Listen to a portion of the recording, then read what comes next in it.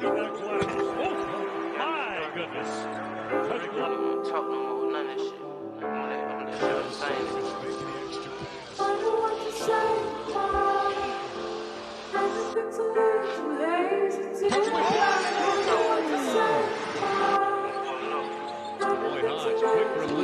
Let's go, hey.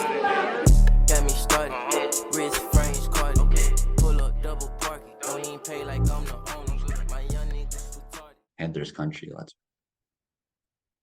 Yo, what up, guys? We're on the clock. We back. Nuts Enough said. said. That's a good one, buddy. Wow. Well, I guess that was the best way to start this.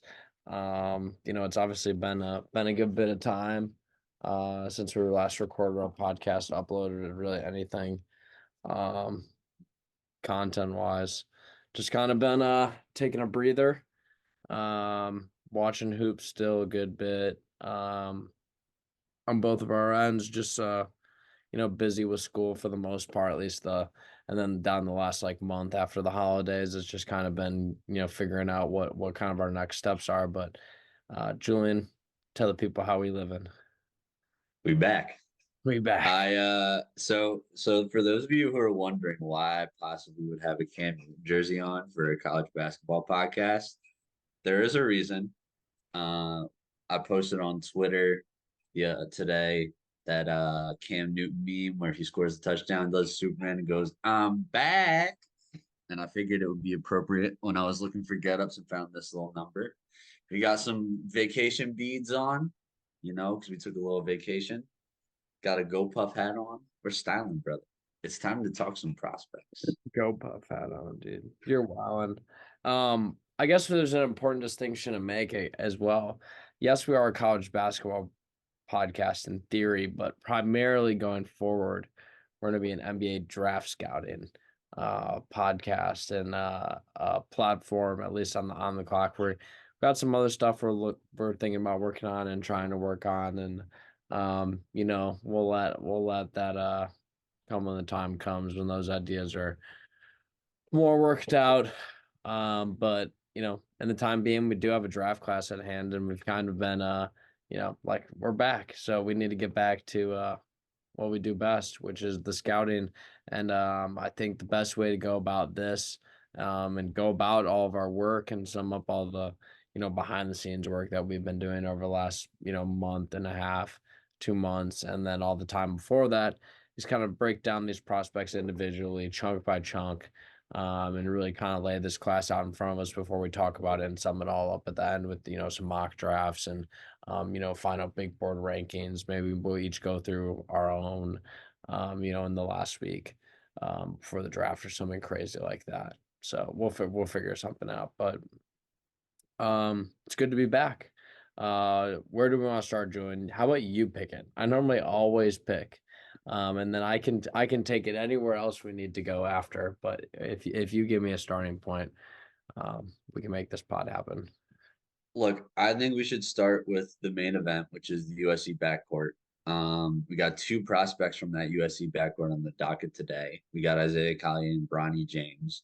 I think we should start there. We can kind of go in tandem with the 2 of them and then go into some of our more experienced guys. I agree. I think that's a good point to start. I think, at least for most people, these are probably the bigger names, in their opinion, from this list of 5 that we have. But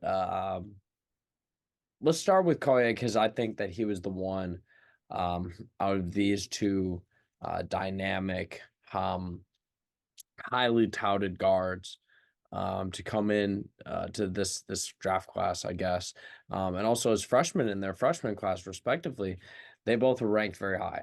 So, Collier being one of the top players in the entire class, and Bronny, being, I think, obviously a McDonald's All-American, 5-star recruit. What are you what was your feelings about Collier going into the season? Obviously, we didn't get to put a lot of pods out talking about a lot of these guys yet. So what has kind of your impression been? Film breakdowns, anything that pops you on the stat sheet, anything like that, trends you see for him going forward. Give us the whole picture through 15 games. Look, I mean, going into the season, I was talking about my issues with his turnovers, and they're going to be a thing that pops up because some of them are baffling. And I don't think they've really gotten better. Obviously, he's injured and he's out right now, so it's going to be tough to really see what the rest of the season looks like, especially given that USC has been ridiculously underwhelming and probably won't go to the tournament. But I want to talk about the turnovers, but I also want to talk about like the pluses before I get into the minuses, because he does have some stuff that's really exciting, right? Like when he is playing well, the passing is really good. And I think he makes some high level reads at certain times. And I think some of the turnovers come because he's trying to do too much with his passing and force it a little bit. But I do think like there is a lot of potential for him as a playmaker, especially once he gets downhill. That's been a lot of his success, whether it's kickouts to the corner, dump downs to the big man. When he's attacking off the dribble, it's clear like that's where he's at his best, right? But that kind of also feeds in some minuses in his game, which is like the mid-range jumper is there. And I think that like it's enough that I'm like optimistic that he can develop a three. But right now, and it's not an issue of his shooting percentage. I know he's not a great I'm sure, Caleb, if you pulled it up, it's probably under 30% for him from three, right? That's not my issue. He's shooting 31.3% from three. Better than I thought. He was in the high 20s to start the season. He's gotten a little bit better. But for me, the issue is that he isn't willing to take it. I need to see Isaiah Collier being a willing catch and shooter, because that's what opens up his entire game, right? If you watch guys like Russell Westbrook and John Morant, when they struggle, it's because they're being sagged off of. They can't really read passing lanes because defense is not respecting their jump shot, and it's basically a 4-on-5, right? So Collier either needs to do one of two. One, he has to be really confident to take those one dribble pull-ups in the mid-range. Or two, he's got to at least make his three-point jump shot. He's got to get confidence enough in his jumper that when he gets the ball off the catch, you have a guy closing out hard, and that's what's going to open up his drive. And I don't see that yet. And for me, especially given that his defense also isn't that great right now, and it's kind of an effort thing for me from what I've seen. If you watch him and Bronny play side by side, I mean, it's kind of staggering, right? The awareness and the ability to be a disruptor, like, and we'll talk about Bronny, but defensively, Bronny is like miles ahead of him. So for Collier, I think he just like, and I know his hand's broken and it's a little late to be saying this, but like, I would, especially since USC stinks, I would rather see Collier taking like 5 to 7 threes a game to just get in the rhythm of having those reps. And for me right now, I think he's still a first-round pick, but it's a lot lower than I think it probably was earlier in the season. I probably had him in the 10-ish range. I think he's in the 20s for me right now. Yeah. And I think, I mean, still big board rankings early this early are pretty arbitrary, but I think for me, the key points to hit on are, you know, as a lead guard, you nailed it. Like his turnovers, you know, it raises a question, especially when, you know, he is able to generate so many assists and so many good looks. You know, 1.27 assists to turnover ratio, although not terrible, it's just not necessarily something that like pops to me as like, okay, like he's a superstar caliber guard. He is just like an average playmaker at this point, I think. But I think he has some of these flashes where, like you said, when he is getting downhill, where he's able to make some of these quick split-second decisions that look really, really good on tape when you watch them, you know, in succession. It's when you throw some of these plays in between where he's just missing just flat out easy reads consistently, you know, game to game. That's where his kind of evaluation becomes a head case. The shooting inconsistencies. I think he's got a decent little mid-range pull-up. I'm not really that concerned about the three-point shot. I just think he's a little step behind offensively than I think people think he is. I think he is probably still at this point a better prospect than Bronny James.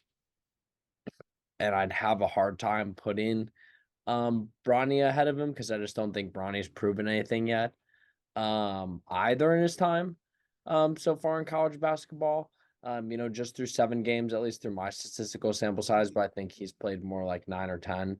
I haven't been watching USC really since Bronny got back the first couple games. They've kind of been on my back burner as I've been dipping into other guys, but notables for Collier that can kind of be surprising. He is a better 3-point shooter off the catch right now than Bronny James is. He's shooting about 33.3% off the catch from 3. Bronny's shooting 29.4. Bronny has actually been better at the rim than Collier so far through 7 games. Obviously, like I said, was the sample size for Bronny. He's 87.5% at the rim, where Collier is 65.4. Believe it or not, in the pick and roll, as ball handler, Bronny actually is a better player right now. In those reps through the 7 games, better shooter off the dribble, and a better defender in terms of stock percentage, I call it, which is block and steal percentage combined. Which is obviously like the percentage of possessions, I believe. Like my understanding that'd be like the percentage of possessions that they end up with a steal or block. It's like 5.1% for Bronny versus 3.3% for Collier. So kind of looking at him in comparison, there really is not that much of a difference. I think Bry's probably a little bit better of a shooter. Where he's maybe a little bit more of a sure thing playmaking wise. But the numbers would differentiate between both those guys, which to me says that they're both just freshmen. They're playing inconsistently. And I think over time we'll see as the season goes down in the stretch, Collier will get healthy. And in the tournament, it'll really come down to, who's got the mettle to make it in some of these big games when they need wins down the stretch. And it's probably not going to be either of these guys for USC. So I don't know. I think with both of them, it's hard to make an argument in my eyes that either of them justify right now being anywhere near the top 10. But I think that there's arguments. I can see arguments for Collier if you really buy into the shooting that he's, a certified lottery pick. And, I was there at some point. I just kind of see a lot of like the Jaden Ivey type of build that you're talking about and have harped on. And with Bronny, I think he's got a lot more physical tools than Isaiah does. And I think from that perspective, like if with more sample size, and I think his shooting's going to get better, honestly, like I think his shooting's going to get much better than 28%. So if I see that happen, and even if I don't, I still might buy him a little bit higher. But I don't know, at this point in the year, they're both really exciting freshmen though to watch when they got it going. Collier can be like a wrecking ball to the basket, has an array of moves that he can use to put the ball in the hoop. I like both of them defensively. I know you had some of your gripes, but I think both of them, if used in the right scheme and have the right coach, pushing them out there, could be impact players in the backcourt defensively pretty early on. But like young guards never really play that well defensively, so it's like, what are we really looking for at that point? I think at that point you gotta be looking who has the tools, and I think Bronny definitely has the tools there. So I think there's a really interesting like project kind of from a scouting perspective of looking at these two same program, very different areas of strengths and weaknesses, and kind of how they project long term. Could kind of this is like the two different types of guards, the more catch and shoot 3 and D Simple playmaking guard, still that old form downhill, hard-nosed playmaker and slashing playmaker more or less, in Isaiah. So I don't know. I guess time will tell. I don't know where I see either of them draft-wise right now, though, at all. Yeah, I'm Bronny still has some like pretty big holes. At least from like that popped to me on the film, like getting his pocket picked a few times, like and pretty early on in the front court. Um, it's close. I do think it's close, and it's closer than I think a lot of people would have had it at the start of the season. I personally buy Bronny a bit more long term, just because I think when you watch him play the game, he plays the game not with the level of skill as his dad. I want to make that abundantly clear. Like, he is not LeBron James. Can we just get that, like, nip that in the bud right now before anyone takes this out of context? Like, I do think it's very evident watching him play, though, that he learned how to play the game from LeBron James, if that makes any sense. And I buy that. I really do. I buy his work ethic. I buy his knowledge of the game and his willingness to adapt. And I don't quite know where I stand on that with Collier. Yeah, fair enough. I think for Bronny, I still need to see a lot more. He's somebody that I have to go and make my second watch with still. But I felt like both of them had to be paired in a conversation and could be players that we return and talk about at some point, maybe in a pod just about this freshman class. I think we'll check back in on both of them. Some guys I'm actually more like solidified in my evaluation from. I'm pretty solid on my evaluation of Kevin McCullar Jr. Kind of the other marquee name from this list of players that we got. Through 18 games from McCullar, currently averaging 20 points per game, 6.3 rebounds, 4.6 assists per game, 1.9 steals and blocks combined per game, 1.89 assist to turnover ratio, 35% from deep. Shooting quite well from the field, drawing free throws well, also shooting 84% from the free throw line. Nothing really that he's doing that poorly. Hasn't really been a great shot off the dribble guy, but other than that, checks every box that you want an offensive player, and maybe not the best shot creator, I guess is what I was trying to say, more or less. But 80th percentile in transition, 85th percentile in spot ups, 91st percentile in cuts, the 83rd percentile off screens, all for point per possession percentiles. Just top tier, top of the class, top of the line offensive talent. And then you take into account his ability to just shut down the best player on any opposing team on a given night. Kevin McCullar Jr. is really everything you want in a modern, 3-and-D wing. Coming off the bench for you. He can do a little bit of everything. And this just has Miami Heat player written all over it. I think the Heat will trade everything for a guy like Kevin McCullar Jr. McCullar is an awesome one for me as a scout, because I remember 2 cycles ago when I started watching, and I was like, all right, like, this guy's a really good defender, but I mean, he can't shoot. There's like playmaking flashes, like, cool. Like, he's probably not a prospect, right? And this was a freshman year at Texas Tech. See him at Kansas, and it's like, all right, well, the jump shot's got to be, because he's getting better, off the dribble. He's a little bit more honed offensively. And I mean, now, I think in this context, like, the evolution of Kevin McCullar is super important, because he went from a guy who, like, was probably like a 6'7" 5" guy his freshman year, and like a really good defender, to like, he's got like a complete offensive game. And I know the shot creation is not scoring. He doubled his scoring last year to this year. Last year he was averaging 10 points per game. This year he's averaging 20 points per game. It's unreal how much better he's gotten every single year. And that's why I think he's a lottery pick. Because we know what he can do defensively, right? We've known for the last 2-3 seasons what he can do defensively.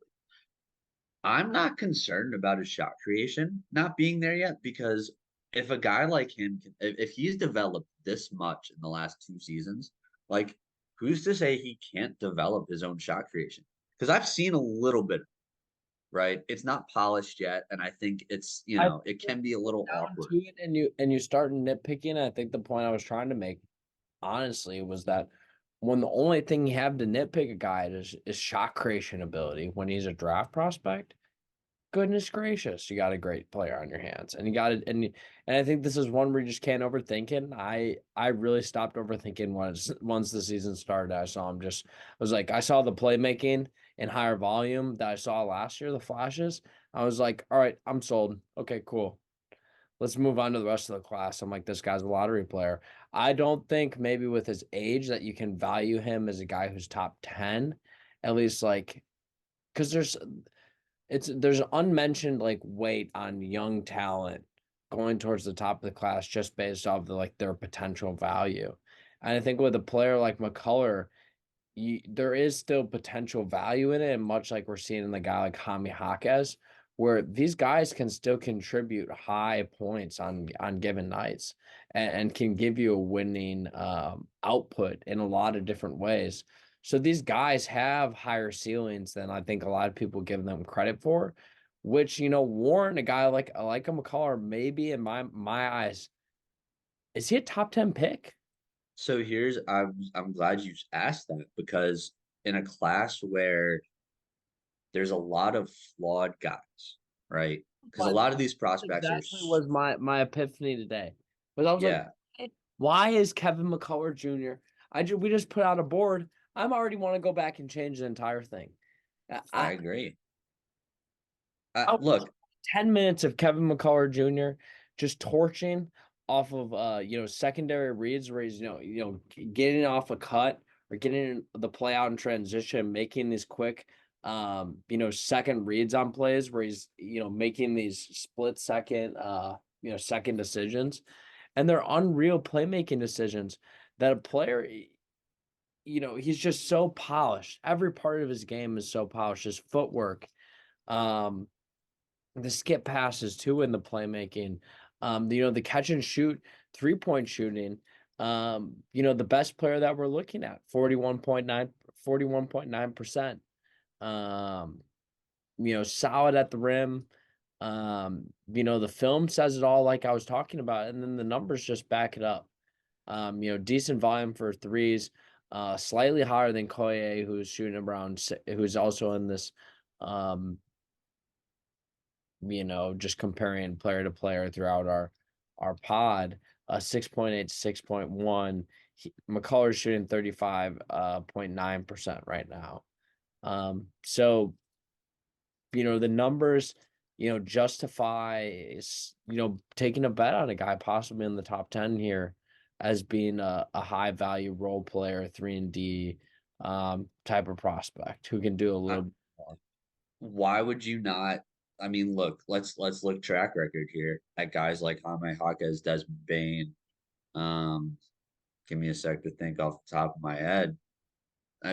Recently, Jalen Williams, right? Like, guys who have stayed 2-3 years in college and really developed, and the last year in college exploded, right? Mm-hmm. Why would you not look at a guy like that and say, like, this guy's absolutely an NBA player, and like, how good could he actually be? And like, I think a lot of that with younger guys, especially, it's how good could he actually be, right? Like, we see these tools, we see these things, like, we kind of see a sham year in college, right? Because we know that these guys are one and done guys. And like, we're kind of evaluating what we see on paper, right? As the player. And I think a guy like Justin Edwards and a guy like Collier are two guys, we're not talking about our percent, I know that, but like, that you kind of fall into that trap with, where you see the idea of the player and what the player should be. And I think sometimes you got to take the guy that just is, right? Kevin McCullar just is. Like, he's developed his game for 2-3 years, and he is really, really good. And he's a two-way player. He can shoot the ball. He can play make, like you said. He's a really good rebounder. He's a really good cutter. Like, he does so many things so well at a high level on one of the best teams in college basketball. Why would you not spend a high pick on this guy? I just think he's like as sure as it gets. And he's going to drop in the draft because he is, 21 or 22. He's going to. Like, I know we're going to have him a bit higher, but that's just the reality is that some teams are going to prioritize young guys that they're going to try and develop, especially high in the draft. But I think if you're a team that thinks that you can win in the next couple of years, why not add Kevin McCullar to your roster? I couldn't agree more. Here's the statement for me. Usage over 25, games played over 15, true shooting over 61%, with a higher than 1.75 assist to turnover ratio, 3-point shooting percentage better than 30%, and box plus minus of higher than 8. So, I guess, in layman's terms, that's, a high usage player. So somebody who's a star, a main player in college, good sample size of 15 games, high efficiency in shooting in all areas, 61%, while also being an efficient playmaker, able to shoot better than 30% from deep, and impacts the game while he's on the floor, producing winning plus, minus 8%. So basically a winning offensive player who can shoot efficiently. All history college basketball from Bartorvik, going back to like 2001. So that's all these players. Here's some of the names: Frank Mason III, Grayson Allen, Jalen Brunson, Damian Lillard, Reggie Jackson, KJ Simpson is doing it right now for Colorado. Derek White also did it for Colorado. John Conchar, Robbie Avila is doing it right now for Indiana State. And also Kevin McCullar Jr.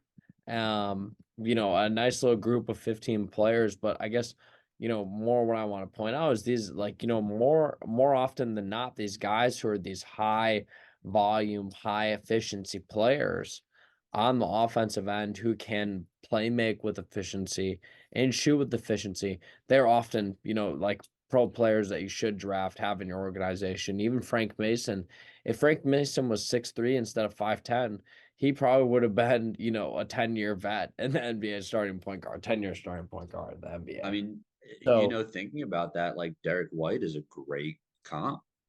he really might be for Kevin McCullar Jr. I think that there's still like levels that Kevin McCullar can get with his 3-point shooting. He went from being a guy who was a 20% 3-point shooter, now being a 35%. Who says they can't turn himself into a 40% guy from deep? And I think that those type of conversations justify his ceiling. Obviously, Derek White, shot around 40% from three, but only 7.5 attempts per 100 possessions in that season he did it as a senior, in 2017 before getting out into the draft. So, similar volume if McCullar can keep amping up the efficiency. We'll see. You never know. Yeah. I guess that's kind of that's one of my favorite guys for this class. I think McCullar is gonna be somebody I stick my neck out for. Speaking of one of my guys as well, I want to get to Ryan Dunn, and I'm gonna start this one off with the query, and usage of higher than 18. So a secondary role player or better. Games player higher than 15, so decent volume, little sample size. Block percentage higher than 10, which is a high block percentage, like pretty unbelievable.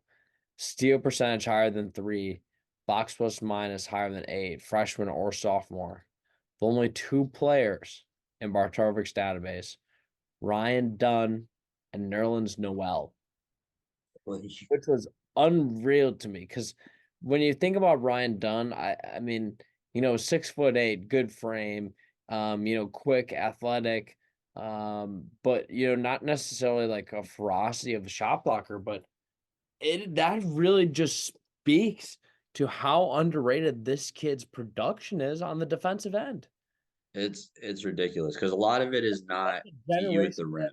Nerlens Noel was deemed like a guy who was a top tier, like NBA caliber shot blocker coming out of He's Kentucky. he's still in the NBA. Literally. I mean, and the thing with Ryan Dunn's blocks, right, is it's not just like I'm tall, I stand in the way, I meet you at the rim. No, it is a lot of he chases down guys. It's weak side help. He reads the play and makes a great play. Sometimes he does like 80% skill, which is like not something that we see from a lot of players. And I just think as a whole, his impact on the game on the defensive end of the floor, warrants him being somebody that you just want to have as a coach. I would love to coach somebody who plays that hard on the defensive end, who's going to get after it that hard after a ball handler and really make teams work for easier looks. And for a Virginia team that, their bread and butter is making the game difficult for their opponent. This is the game breaking type of player that you need to be competitive in an always talented ACC. So I don't know. I don't really have much to say on Ryan Dunn. I think the defense really speaks for itself. Offensively, there's a lot to be desired, but I think he's very efficient. I'd obviously want a guy who's shooting better than 59% from the free throw line if you're going to be taking him at the top 10 pick. I understand that. I hear that. Obviously only shooting in 6 for 24 from 3 so far on the year. Not the most ideal output or volume. But if these are the gripes that we're having, we have to return to the fact that the guy's 6'8" and he's averaging almost 7 rebounds a game.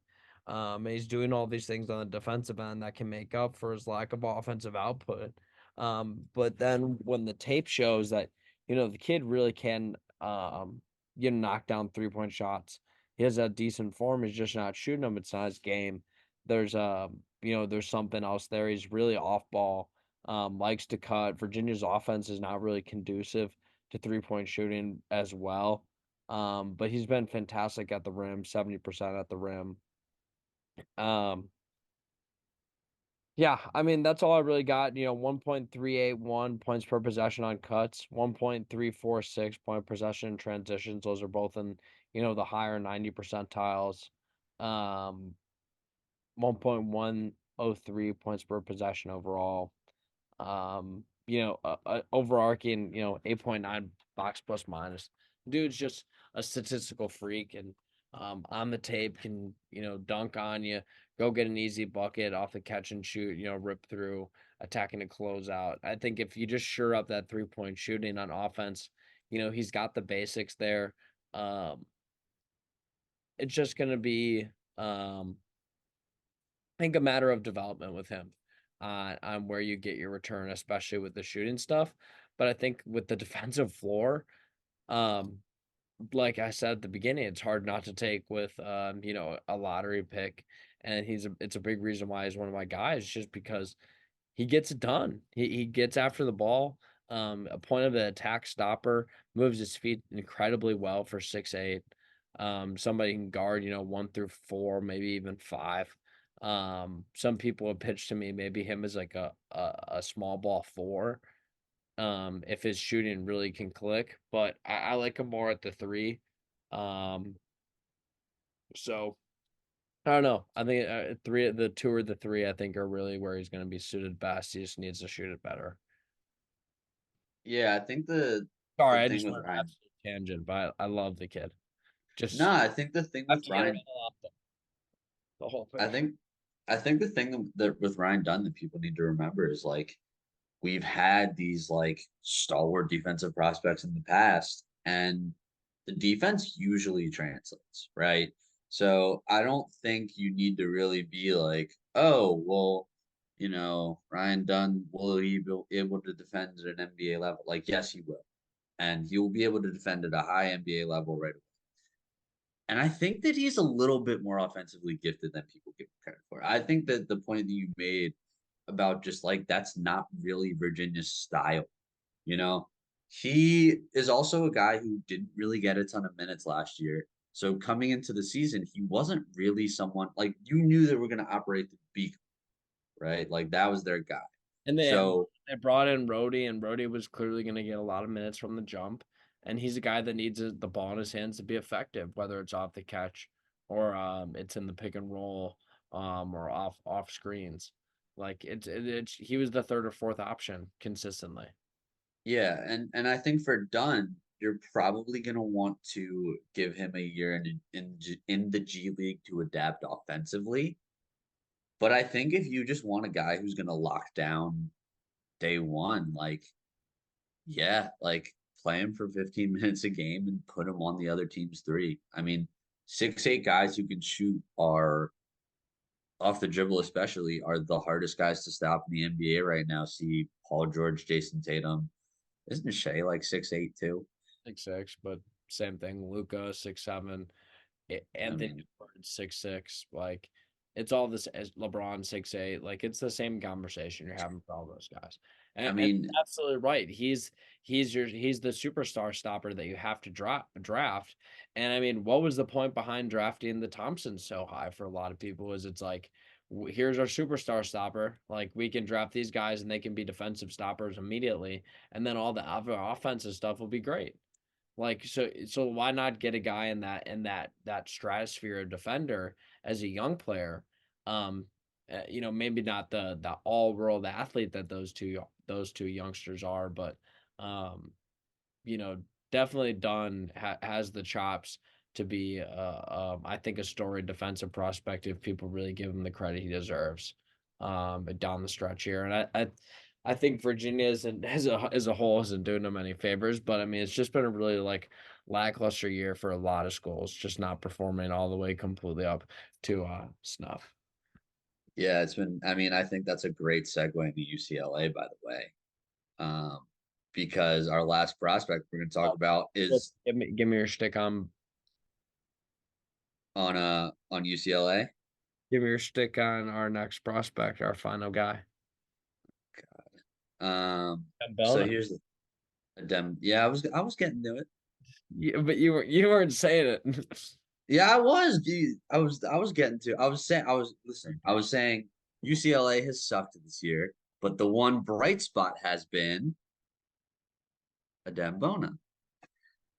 I was getting to it. You gotta give me some time with this stuff, man. Trust the process, you know. Diehard Sixers fan. Look, here's the thing with Adem Bona is he's not really going to be a superstar offensively. You're never gonna get that from him. You're probably not really going to get a reliable jump shot from him either, if we're being honest. Like he's attempting it, but it's not pretty. What you are going to get is a guy who's going to be a small ball five who will dominate defensively. Actually, I do have an issue with the Dembo that I do want to talk about. The rebounding's surprisingly bad, dude. Like he went almost 3/4 of, I forget which game. I think it was a UCLA Colorado game I was watching. No, it was UCLA Cal, where he goes like a good 85-90% of the game without pulling down a rebound. That's a bit of a concern for me. So I think he's worth investing on in the second round, probably. But there's some holes there, man. Like the passing's cool, the blocking's cool, and he's a great shot stuffer and rim runner. But I think at the end of the day, like, is that good enough to really get the kind of minutes that like he's probably gonna want that he was used to with the usage he was getting at UCLA? I don't know. So as for me, as of right now, like the more I watch Bona play, especially offensively, like the less sold I am, if that makes sense. I hear you. And that was kind of my main thing is he was really fun early in the year because of the playmaking volume that we were seeing. And I think now that UCLA's gone away from being more of a fun basketball team to watch, like they were at the beginning of the year, I mean, just to put it plainly, I mean, they've just kind of fallen apart. And I think Bona's a guy that I want to keep in the conversation because I think he's that good of an athlete. And he is like just stunningly powerful on both ends. With his force, I think his burst and acceleration as size are, really unique traits.